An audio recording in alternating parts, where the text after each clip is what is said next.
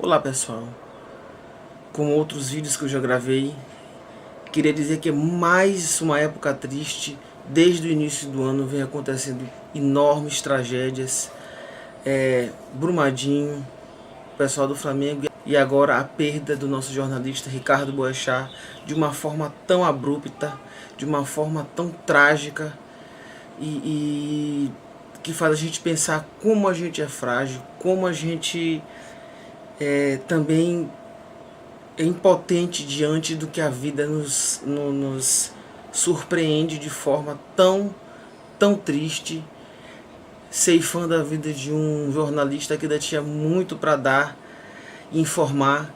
Nós que assistimos, eu, por exemplo, nós que assistimos todas as manhãs a entrevista dele, a opinião dele no Café com o Jornal da Bandeirantes e na Band News, estamos também órfãos.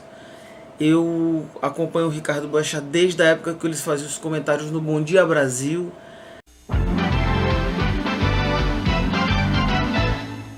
No Brasil, a justiça é cega e põe cega nisso, mas enxerga longe quando se trata de garantir privilégios de quem tem o poder, né, Boechat?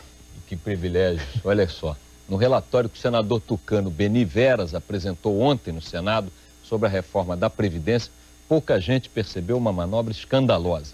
Um dos artigos do projeto cria redutores para todas as aposentadorias civis e militares. Quem receber acima de R$ 1.200 terá um corte de 10% a 30% em seus ganhos mensais.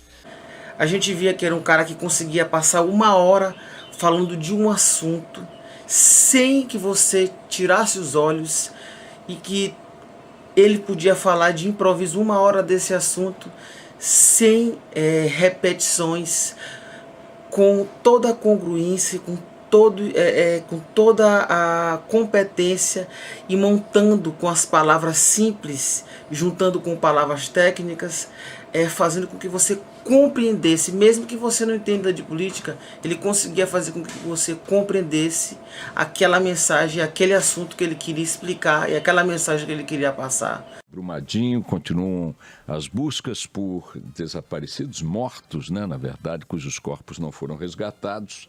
A contabilidade mórbida dessa tragédia é de 165 mortos já recuperados os corpos e 160 mortos cujos corpos não foram recuperados.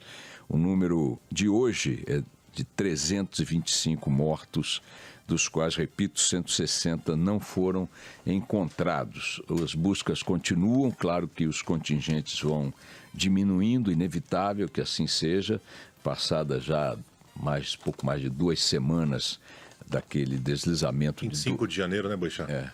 Dia 5 de janeiro. 25. 25 temos 2 semanas, não é isso? 12 milhões de metros cúbicos de lama tóxica desceram da barragem de Brumadinho e as investigações continuam avançando, eu diria, num ritmo ainda mais lento do que a busca por corpos. Na verdade, a busca por corpos continua num ritmo intenso. Eu diria que o resultado inevitável também, a lama secou, a altura da avalanche foi gigantesca, muito provavelmente muitos desses corpos não serão encontrados. Por enquanto, sabe-se, em linhas gerais, que a culpa não pode ter recaído nem sobre o Vaticano, nem sobre a República da Bessarábia. A culpa está no campo da Vale, no campo da fiscalização, no campo do legislativo, e a cumplicidade, por isso, está no judiciário, que de Mariana para cá pouco fez para dar efetividade às punições, às sanções que poderiam ter feito de Mariana um exemplo não só para a Vale, protagonista das 2 tragédias, mas para as mineradoras de uma maneira geral, sabendo-se que coisas como essa produziriam punições significativas no campo penal contra os executivos, no campo penal contra os fiscais corruptos e omissos, no campo político e também penal contra legisladores cúmplices e corruptos, talvez não tivéssemos agora essa quantidade assombrosa de mortos em Brumadinho.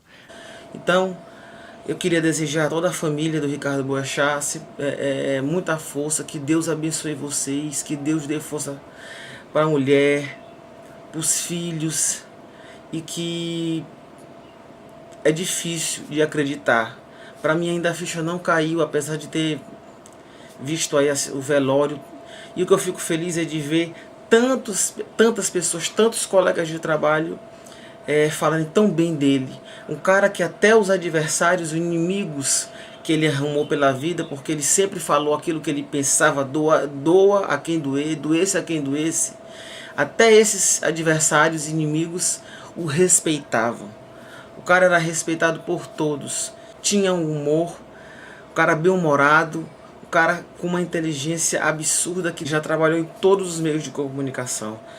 Na rádio, que é o que ele trabalha ainda hoje, na TV, que é o que ele trabalhou na TV, de novo, na rádio, na TV, em revistas e em jornais impressos.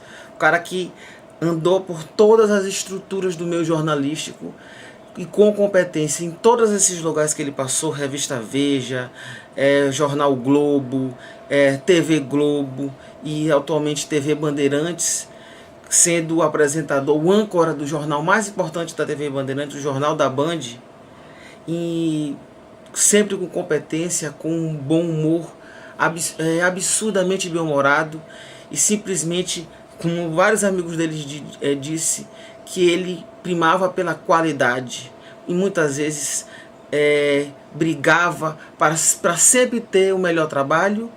Um cara que tinha calos na orelha, tipo lutador de MMA, só de ficar no telefone buscando a notícia, e que sabia falar como ninguém, que prendia a atenção de qualquer telespectador ou ouvinte que ouvia ou que assistiam ele na TV ou no rádio. História de Ricardo Eugênio Boechat, que nasceu no dia 13 de julho de 1952 em Buenos Aires, na Argentina. Ele era filho de diplomata e nasceu enquanto o pai estava a serviço do Ministério das Relações Exteriores na Argentina. Ele estava com 66 anos. Boechat iniciou a carreira em 1970 no extinto Diário de Notícias, no Rio de Janeiro. Em 83, Boechat foi para o jornal O Globo. Trabalhou nos principais jornais do país, como o Globo, O Dia, O Estado de São Paulo, Jornal do Brasil. Em sua passagem pela TV Globo, trabalhou no Jornal da Globo e no Bom Dia Brasil. Foi também diretor de jornalismo da Band e atuou no SBT. Atualmente estava trabalhando diariamente como âncora da Band News FM e da Band, no Jornal da Band, e como colunista da revista Isto É.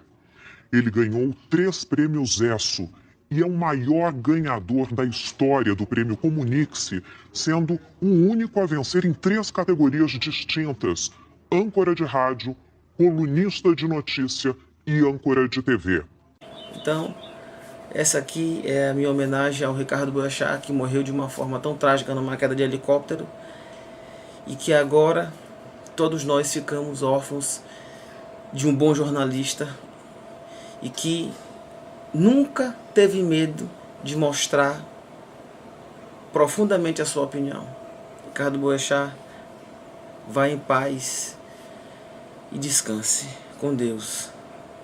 Bom, galera, se você gostou desse vídeo, dê o seu curtir, dê o seu like, se inscreva no canal.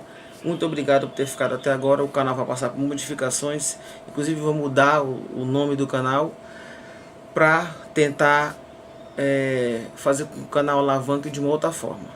Então, muito obrigado por ter assistido até agora e tamo junto.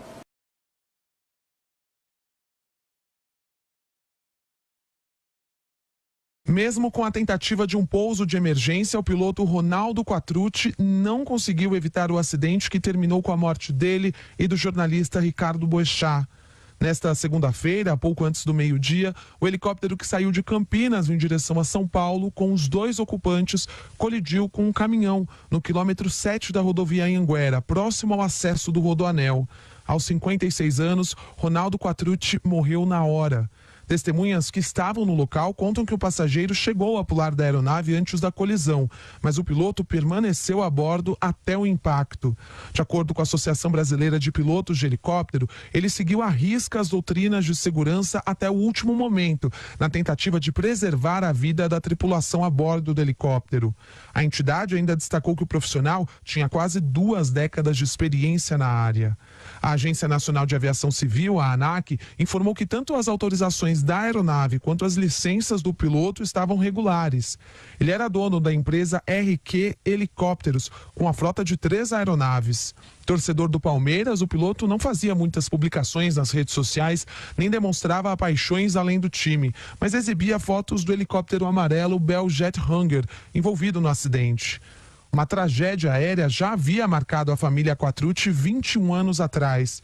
O irmão de Ronaldo, Rogério, também era piloto de helicóptero e faleceu em um acidente depois de bater contra um morro em Santana de Parnaíba, região metropolitana de São Paulo. Ronaldo se formou no curso de aviação 1 ano após a morte do irmão. Depois do acidente desta segunda-feira, amigos e colegas do piloto fizeram homenagens nas redes sociais. Ronaldo Quattrucci deixa os filhos Rodrigo e Amanda.